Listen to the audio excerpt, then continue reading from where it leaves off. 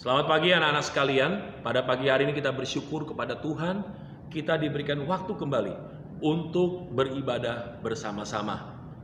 Siapkan hati kita, siapkan pikiran kita, supaya kita bisa memuji, memuliakan, dan menyembah Tuhan dengan sebaik-baiknya. Mari kita akan naikkan satu pujian.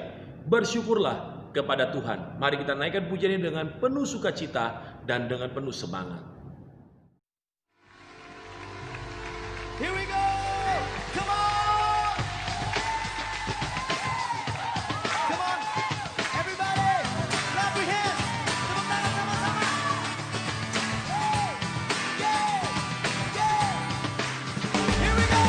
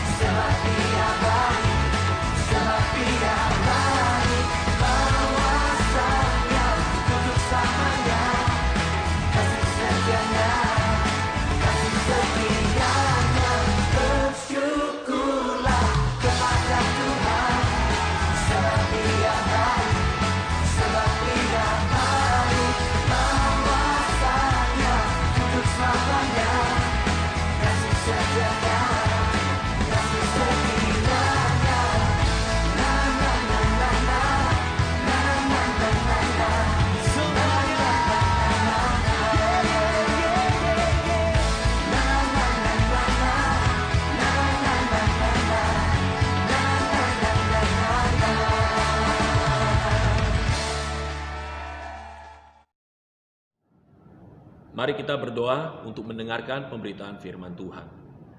Bapa kami yang di surga, terima kasih Tuhan. Hari ini kami masih diberi kesempatan untuk beribadah bersama-sama. Tuhan, hadirlah bersama dengan kami. Tuhan, terimalah pujian kami. Saat ini kami akan mendengarkan firman-Mu. Berbicaralah kepada kami. Kami siap untuk mendengarkannya. Terima kasih Tuhan. Dalam nama Yesus kami sudah berdoa. Amin. Firman Tuhan pada pagi hari ini saya beri judul Yesus penghubung kita. Yang diambil dari 1 Yohanes 2 ayat 1 sampai yang kedua. 1 Yohanes 2 ayat 1 sampai yang kedua. Demikian bunyi firman Tuhan. Anak-anakku, hal-hal ini kutuliskan kepada kamu supaya kamu jangan berbuat dosa. Namun jika seorang berbuat dosa, kita mempunyai seorang pengantara pada Bapa, yaitu Yesus Kristus yang adil. Dan ia adalah pendamaian untuk segala dosa kita, dan bukan untuk dosa kita saja, tetapi juga untuk dosa seluruh dunia. Anak-anak sekalian, pernahkah kita melihat sebuah jembatan?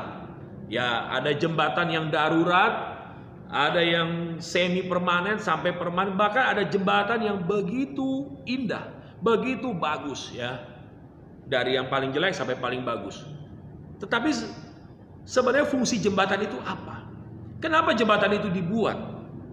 Ya, jembatan itu dibuat adalah supaya untuk menyeberangi ya, jurangkah atau sungai atau rel kereta api ataupun jalan raya. Artinya ada satu pemisah di antara bagian yang satu dengan yang bagian lain, sehingga perlu dibuat sebuah jembatan.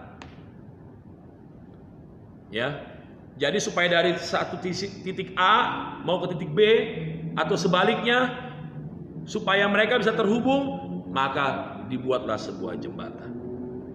Pembacaan firman Tuhan kita tadi ada satu bagian yang mengatakan kita mempunyai seorang pengantara kepada Bapa, yaitu Yesus Kristus. Pengantara. Pengantara itu artinya perantara, artinya penghubung. Ya, sama seperti fungsi jembatan tadi. Kita punya penghubung yaitu Yesus Kristus. Penghubung dengan siapa? Penghubung dengan Bapa di surga. Apa sebab? Saudara-saudara, awal dunia ini diciptakan, maka manusia itu sebenarnya hidup berdampingan dengan Tuhan. Mereka hidup bersama-sama. Tetapi karena manusia pertama, Adam dan Hawa jatuh ke dalam dosa, maka terjadilah satu jurang pemisah antara manusia dengan Tuhan. Manusia menyadari dan mereka berusaha untuk kembali kepada Tuhan, menyeberangi jurang pemisah ini dengan berbagai cara. Tetapi mereka tidak berhasil. Tidak ada seorang pun yang bisa. Sampai Tuhan Yesus datang sebagai wujud bagaimana Tuhan mengasihi manusia ini dengan luar biasa. Putranya Tuhan Yesus diutus datang ke dalam dunia untuk menjadi pengantara, untuk menjadi penghubung, untuk menjadi jembatan antara Tuhan dengan manusia.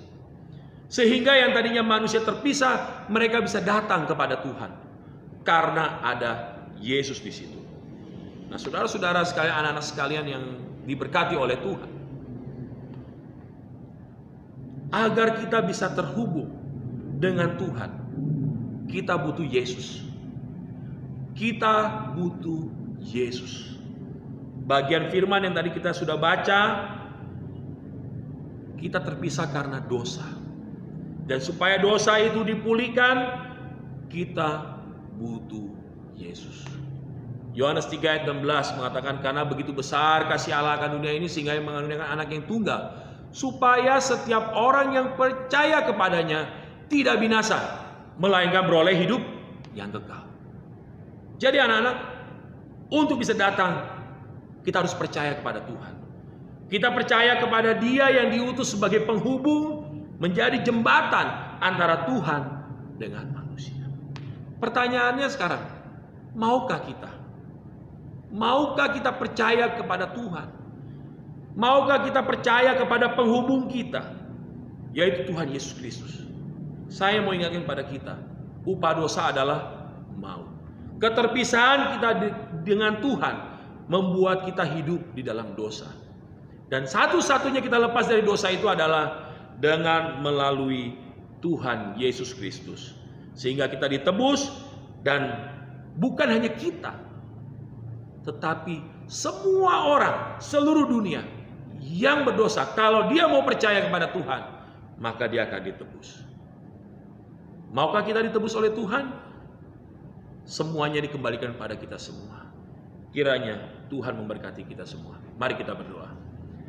Terima kasih Tuhan untuk renungan singkat pada pagi ini. Biarlah setiap anak-anak yang mendengar firman-Mu ini, Roh Kudus Tuhan menjamah dan melawat mereka, sehingga mereka boleh mengerti setiap firman ini menurut kedewasaan mereka. Tuhan, tunjukkanlah kasih-Mu kepada kami. Tunjukkanlah belas kasih-Mu kepada kami, sehingga kami yang berdosa ini boleh memperoleh kesempatan untuk dipulihkan. Bapa di surga, kalau kami akan memulai pelajaran 1 minggu ini, biarlah Tuhan pimpin kami. Dalam pelajaran online ada banyak tantangan dan rintangan, tetapi Tuhan akan menolong kami. Bapa di surga, kami juga berdoa untuk orang tua daripada setiap anak-anak. Mereka yang mencari nafkah, mereka yang bekerja berusaha, Tuhan berkati mereka. Berikan mereka kekuatan dan kesehatan Tuhan. Berikan mereka rezeki Tuhan, sehingga dapat memenuhi kebutuhannya. Berkati guru-guru yang akan mengajar juga pada hari ini, dan yang seterusnya dalam minggu ini. Dan semua biarlah jadi menurut kehendak-Mu. Di dalam nama Tuhan Yesus kami sudah berdoa. Amin.